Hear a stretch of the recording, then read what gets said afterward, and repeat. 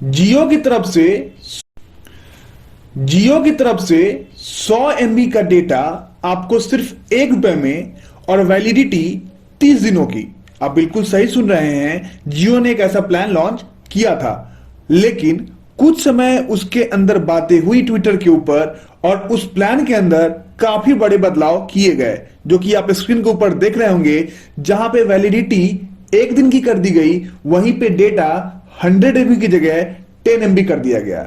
सबसे बड़ी बात यह है कि इसके अंदर काफी लोगों के द्वारा काफी सारे रिचार्ज कर लिए गए और उनको क्यू अप कर लिया गया आने वाले टाइम के अंदर यूज करने के लिए। अब ये जियो की क्या स्ट्रेटजी थी, या फिर क्या जियो इससे ये चाहता था कि लोगों को जियो के ऊपर सर्च करना पड़े, गूगल में आके ट्विटर के ऊपर बात करनी पड़े या इंस्टाग्राम के ऊपर जियो को ट्रेंड कराना हो। इन सब बातों को लेके हो सकता है कि जियो इस प्लान को लेके आया हो, क्योंकि अभी फिलहाल जो इंफॉर्मेशन निकल के सामने आ रही है वो ये है कि जियो ने इस प्लान को डिसकंटिन्यू कर दिया है। बिल्कुल आप सही सुन रहे हैं, ₹1 का प्लान डिसकंटिन्यू कर दिया गया है जियो की तरफ से।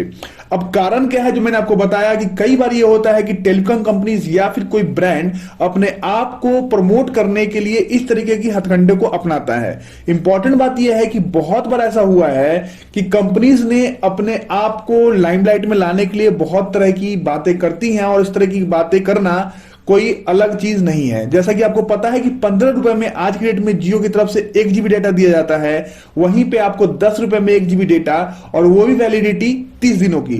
तो इसलिए ये प्लान काफी फेमस हुआ, काफी कम टाइम में, मतलब 1 दिन में सभी को मालूम चल गया कि जियो की तरफ से कुछ इस तरीके का प्लान लेके आया गया है।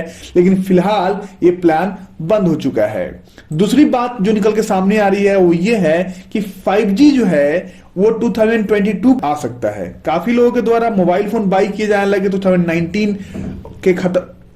काफी लोगों के द्वारा मोबाइल फोन्स ऑलरेडी बाई किए जा चुके हैं और लोग काफी टाइम से बाई कर रहे हैं 5G के नाम पे। लेकिन बात ये चल रही है कि 5G को आने में सही तरीके से इंडिया के अंदर एटलीस्ट 2 साल तो लगेंगे। लेकिन ट्रायल चालू हो चुका है, और चालू होने के साथ साथ कुछ कंपनीज हो सकती हैं कि कुछ पर्टिकुलर एरियाज के अंदर 5G लेके आ जाएं।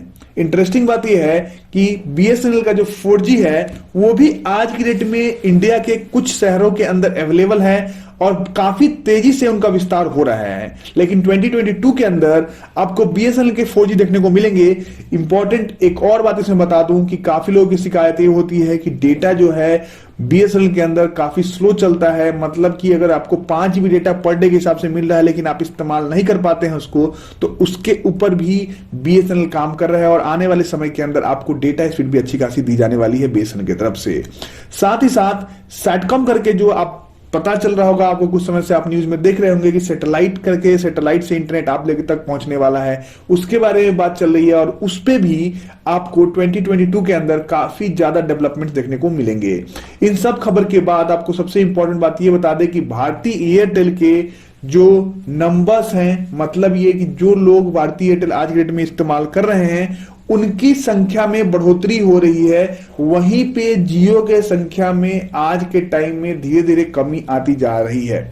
लेकिन इसके साथ साथ आपको बता दें कि भारतीय एयरटेल जो है मार्केट शेयर जो जियो का है उसको अपनी तरफ खींच रहा है। और आप ये भी जानकर हैरान होंगे कि जो एवरेज रेवेन्यू पर यूजर है वो भारतीय एयरटेल का जियो से अच्छा खासा ज्यादा है। मतलब कि लगभग 20% के आसपास ज्यादा बताया जा सकता है जियो से एयरटेल का। और एयरटेल कोशिश ये कर रहा है कि 700 मेगाहर्ट्ज के अंदर और भी जितने भी स्पेक्ट्रम हैं उनको बाई करे और उस तरीके से अपने आप को आगे लाना चाहता है। और ये काफी इंपॉर्टेंट बात हो सकती है एयरटेल कंपनी के लिए कि आने वाले समय के अंदर वो जियो को टक्कर दे रहा है। और हो सकता है कि जियो के अलावा वोडाफोन के शेयर्स भी वो अपने जो कंपनी है उसकी तरफ लेके आ रहा है। मतलब कि जो लोग एयरटेल ज्वाइन कर रहे हैं वो ज्यादातर लोग या तो वोडाफोन छोड़ रहे हैं या फिर जियो छोड़ रहे हैं।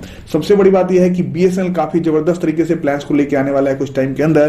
तो देखने वाली बात होगी BSNL की तरफ से कौन से प्लान आते हैं जो कि इनको मुश्किलों में डालते हैं। क्या आप BSNL का प्लान लेना पसंद करेंगे? इसके बारे में जरा कमेंट बॉक्स में कमेंट करके जरूर बताइएगा। इंपॉर्टेंट एक और बात आपसे पूछनी यह है, affordable prepaid plans from Jio, Airtel, Vodafone, BSNL.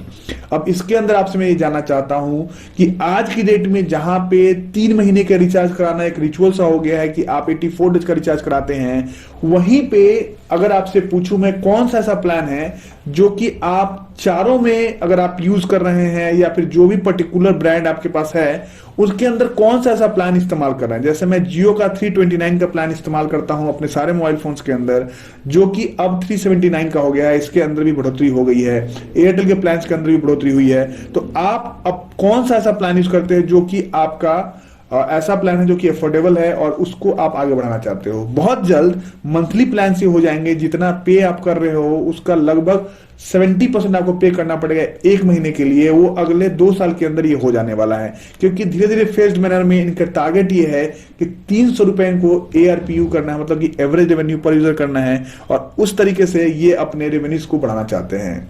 दोस्तों वीडियो कैसा लगा, काफी टाइम के बाद वीडियो आया, के लिए आप लोगों से मैं क्षमा चाहता हूं, बट आने वाले टाइम